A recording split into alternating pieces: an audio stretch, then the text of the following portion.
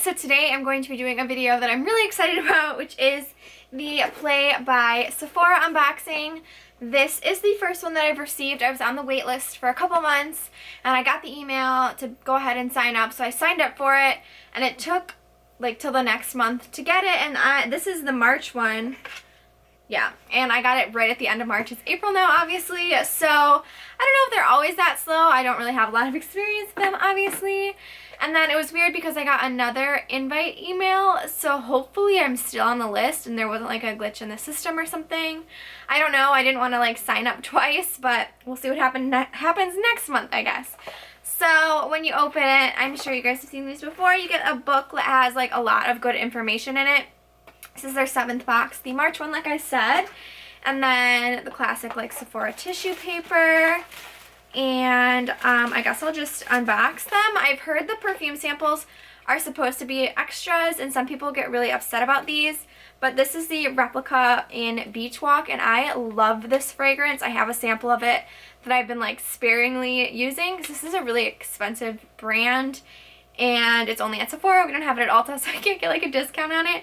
But I really love this scent, especially for the summer, so I'm glad to have this. The next thing in here is a sample of the Smashbox Photo Finish Primer Oil, which I've been kind of wanting to try out, especially while my skin is still kind of dry. I don't think I'll be able to use this in the winter, or not in the winter, in the summer.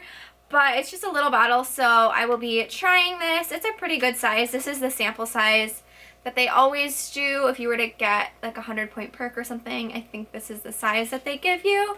It seems like the stuff in here is kind of what would be equal to like a 100-point perk, plus other than like the fragrance sample, I guess. So the next thing is the Fresh Soy Face Cleanser, and this is something that would be a 100-point perk. I think it's sealed, so I can't smell it, but I've heard it smells kind of, oh, it's open. I've heard it smells bad, but I don't mind it. I don't know. I've never used anything from Fresh, I don't think. That might be wrong. Well, does Fresh make the lip balms? I don't know, I can't remember, but I'm excited to try this. It says it's rich in amino acid, gently cleanses face and eyes, so hopefully it's good at like taking makeup off. This is something I could use in the shower. Then there is a mini Kat Von D tattoo liner in here in Trooper, and I think that's just the black one, which is really exciting. I always use the Stila liquid liner. I've gone through a couple of those, but I've heard really good things about this one as well, and it's nice because it's shrink wrapped, so it's not gonna get any air in there. So once I'm done with the Stila one, I can crack into this and try it out. I'm assuming it'll last a while. It does have the shaky thing in it, which is good. I like that the Stila one has that. I feel like it's actually like doing something, but I'm really excited for this one. I feel like this is a good thing to have in the box. Then there is a Murad Invisiblur Perfecting Shield, treats, blurs, protects. I don't know why, but I'm not a huge fan of Murad. I've tried a few things and I've heard good things, but for some reason I'm just not very drawn to the brand. And this looks like it's going to be kind of just like a regular silicone-y, what's it called? Primer. But I don't know, there's some different active ingredients in here. I want to just like try it. I want to know what the texture's like. Ooh. Yeah, it's just really slippery and silicone-y, and usually these end up making my foundation kind of break up, but obviously I'll give it a try just to see. And then the last like big thing in here is a Sephora sponge. This one is the Perfectionist Airbrush Sponge. It says new and improved. I don't know, I guess it's just for any makeup. I would think this would be more targeted for like, I don't know. Oh, it's sealed. I was thinking maybe this would be more for like highlighting and contouring and stuff, but it's kind of just saying any makeup. I've never tried the Sephora brand sponges. I'm trying to open this here and not cut myself while I'm talking.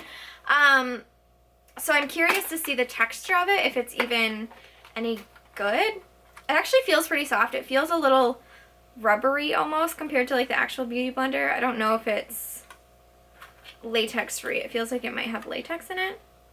Oh, it does say latex free.